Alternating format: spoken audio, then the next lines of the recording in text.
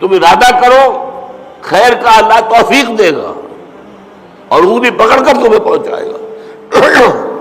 یہ ہے ہدایت کی وہ آخری منزل کہ جب وہ داخلہ ہوگا تو اہل جنت کی زبان پر یہ حمد کا ترانہ ہوگا، الحمدللہ الذی ہدانا لہذا وما کنا لنہتدی لولا ان ہدانا اللہ۔ اس میں یہ ہے کہ وہاں پہنچا دینا، لیکن اس دعا کو آپ یاد کر لیجئے۔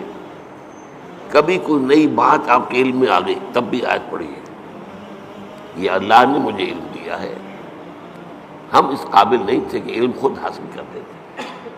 وہ اس آیت کا ترجمہ کیا ہے؟ کل حمد کل شکر اس اللہ کا ہے جس نے ہمیں یہاں پہنچایا جنت تک۔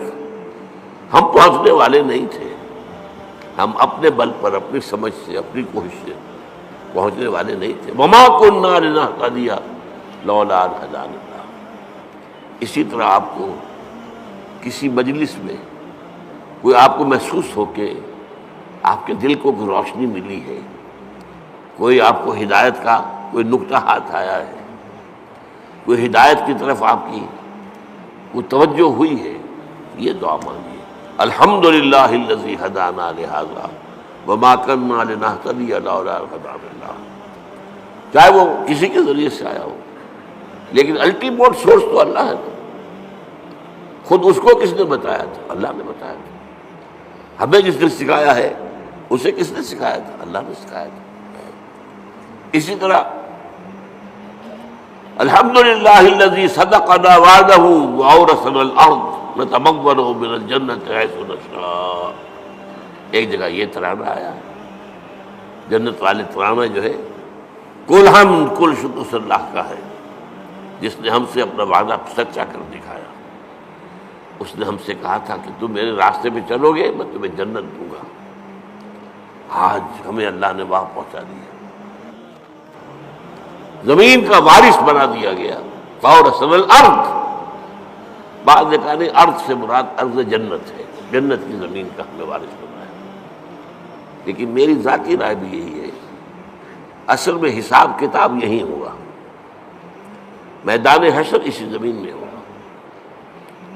اس لیے کہ قصہ زمین برسر زمین، آپ نے نیکی یہی کمائی ہے، بدی بھی یہی کمائی ہے، اس کی سزا بھی یہی ہوگی اور اس کی جزا بھی شروع یہاں ہوگی، لیکن شروع ہوگی، جزا کے مرحلے ہیں، پھر اس کے بعد جنت، آسمانی جنتوں کی طرف عروج ہوگا۔ لیکن وہ جو میں نے کئی دفعہ آپ کو بتایا ہے، قرآن مجید میں ایک نزول کا لفظ آتا ہے، نزول، اور ایک عربی میں ضیافت کا لفظ، دونوں میں فرق کیا ہے؟ نزیل کہتے ہیں کسی مہمان کو جب کہ وہ فوراً آیا آپ کے ہاں، نظر اترا، کوئی اونٹ سے اترا آپ کے دروازے پر، نزیل ہے، گھوڑے سے اترا آپ کے دروازے پر، نزیل ہے، کسی خچر پر تھا، گدھے پر تھا، اترا، نزیل ہے۔ آج آپ کار سے اترتے ہیں، نزیل ہے، نظرہ تو ہے۔ آتے ہی آپ کیا کرتے ہیں؟ موسم کے لحاظ سے کوئی ٹھنڈا یا گرم، فوری طور پر ٹھنڈا یا گرم جو ہے اس کی تبادل کی جائے گی، پھر ضیافت ہوگی، پھر اہتمام ہوگا، پھر جو ہے آپ اہتمام کے ساتھ کھانا تیار کریں گے، اس کو ضیافت ہے۔ یہ جو قرآن مجید میں یہ نقطہ جو ہے بعض لوگوں کو بہت پریشان کرتا ہے، ذرا لطیف مزاج رکھنے والے لوگوں کو، کہ کیا جنت کے اندر اللہ تعالیٰ حوریں ہوں گی، غلمان ہوں گے، شہد ہوگا، دودھ ہوگا، پھل ہوں گے، یہ مادی چیزیں جو ہیں ان کی کیا قدر و قیمت ہے؟ کیا یہی کچھ ملنا ہے؟ اس کا جواب یہی ہے، یہ نزل ہے، ابتدائی جو ہے مہمان نوازی اس سے ہوگی۔ اور کیوں ہونی ہے؟ ایک بندہ مومن اپنے راستے پر اگر وہ چلتا ہے ایمان اور اسلام پر، تو اس دنیا میں نعمتوں میں سے اکثر آلات میں محروم رہتا ہے۔ حلال کے ذریعے سے کہاں آپ پھل لائیں گے، کہاں اپنے بچوں کو پھل کھلائیں گے؟ آپ کو ٹنڈی ترشی کے ساتھ جو ہے آپ نے اپنے نفس کے اوپر بھی قابو رکھا ہے، آپ نے کوئی جنسی جو ہے بے راہ روی اختیار نہیں کی ہے، کہ جن خواہشات کو جو اللہ نے ہمارے اندر رکھی ہوئی ہیں ان کو کنٹرول کیا، روکا ہے. نہى النفس عن الهوى، خواہشات سے اپنے نفس کو روکے رکھا. تو میں کہتا ہوں اس کا منطقی جگہ یہی ہونی چاہیے کہ ان خواہشات کی بھرپور تسکین کا سامان کر دیا جائے جن سے تم نے ہمارے راستے پر چلنے کی وجہ سے اپنے آپ کو محروم رکھا. لیکن یہ نزول ہوگا، آخری جنت کے جو نعمتیں ہیں جو اور آگے درجے کھلیں گے، پھر چڑھنا ہوگا، صعود ہوگا. اس صعود کے بارے میں تو فرمایا ما لا عین رأت ولا اذن سمعت وما خطر علی قلب بشر. وہ جو اوپر کی جنتیں ہیں ان کی نعمتوں کے بارے میں حضور کے الفاظ ہیں، وہ تو وہ ہے جو نہ کسی آنکھ نے دیکھی، نہ کسی کان نے سنی، نہ کسی کے دل میں ان کا احساس اور ادراک وارد ہوا. وہ یہاں بیٹھ کر تو ہم اندازہ کر ہی نہیں سکتے. یہ تو ہم اندازہ کر سکتے ہیں نا کہ وہاں انگور ہیں، وہاں کھجوریں ہیں، وہاں جو بھی ہیں پھل ہیں، رمان ہیں، انار ہیں، وہاں دودھ ہے، وہاں شہد ہے، وہاں ہر چیز موجود ہے. یہ تو ٹھیک ہے، اگرچہ ان کے ذائقے جو ہوں گے وہ یہاں کے ذائقے کے مقابلے میں. چنانچہ 30 سے جو رکوع ہے سورہ بقرہ اس میں کہا گیا اتوبہ متشابہہ، وہ ملتی جلتی چیزیں ہوں گی. یہ بھی انار ہے، یہ انار، لیکن جنت کا وہ انار کچھ اور ہی ہوگا. اس کا ذائقہ آپ کے اس وقت تصور نہیں کر سکتے. اس انگور کا ذائقہ کچھ اور ہی ہوگا. آپ شہد جو ہے دنیا کا کتنا کھا لیں گے، تھوڑا سا دے کر دل بھر جائے گا. وہ شہد ایسا نہیں ہوگا. جیسے وہاں کی آگ ایسی نہیں کہ ایک دفعہ جلا دے تو بس جل گیا جسم، نہیں، پھر کھال دے دی جائے گی، پھر جو ہے دوبارہ اس کے اندر حس پیدا کر دی جائے گی. اس لیے کہ حس جو ہے، وہ سینسٹیونیس جو ہے، وہ تو اسی میں کھال میں ہے. کھال جلنے کے بعد آپ کا گوشت جل رہا ہوگا تو آپ پتہ بھی نہیں چلے گا کیا ہو رہا ہے، اس لیے کہ اس میں سینسیشن ہے ہی نہیں. تو بہرحال جنت کی نعمتوں کو میں آپ سے عرض کر رہا تھا کہ یہ یہیں پر میدان حشر ہے. اب میرا گمان ہے، اب یہ باتیں جو ہیں وہ یقین کے درجے میں نہیں ہے، نہ ان کو اس بانی میں آپ لیجئے. میرا گمان یہ ہے کہ جہنم اس زمین کے پیٹ میں موجود ہے. آپ کو معلوم ہے جو وہاں کی گرمی ہے، جب آتش فشاں پھٹتا ہے تو کیا نکلتا ہے؟ لاوا. وہ چٹانیں جو ہیں پگھلی ہوئی، وہ لاوا، وہ سارا تو پیٹ میں ہے. اب کیا ہوگا سوچئے، ایک گیند ہے، فٹ بال ہے، اس کے پیٹ میں کچھ ہے.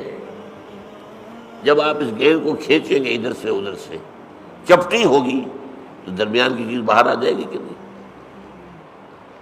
وَإِذَا الْأَرْضُ مُدَّتْ وَأَلْقَتْ مَا فِيهَا وَتَخَلَّتْ. وہ دن قیامت کا کیا جب زمین کو کھینچا جائے گا.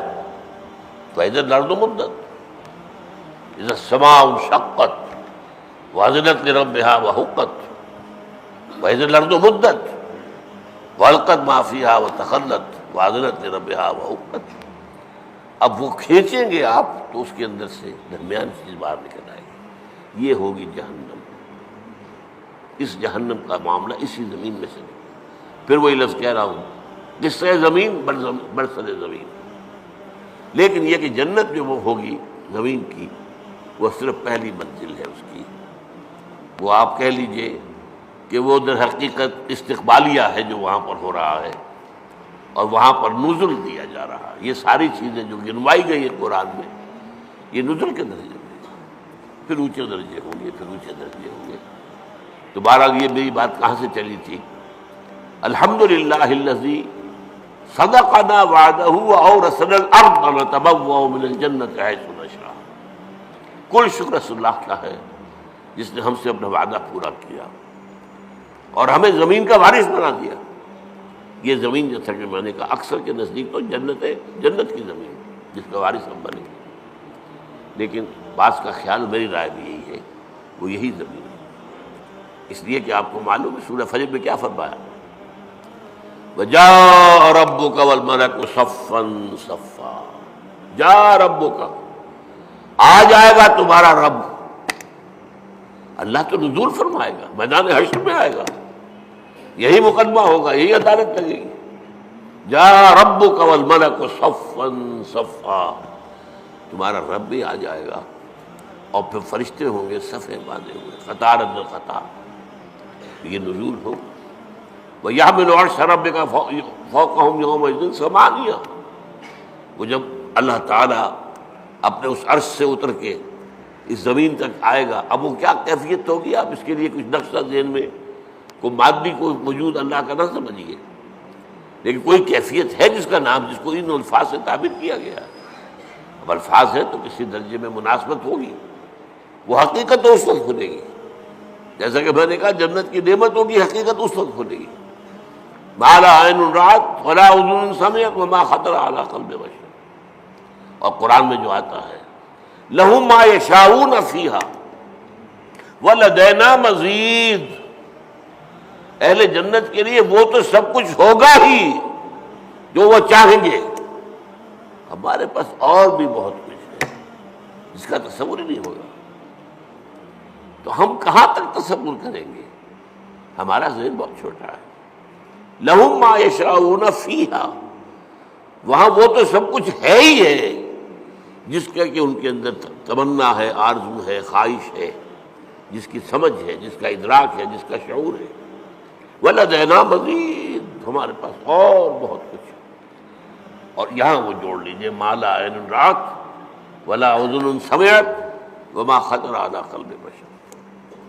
تو یہ اصل میں حمد ہے، شکر.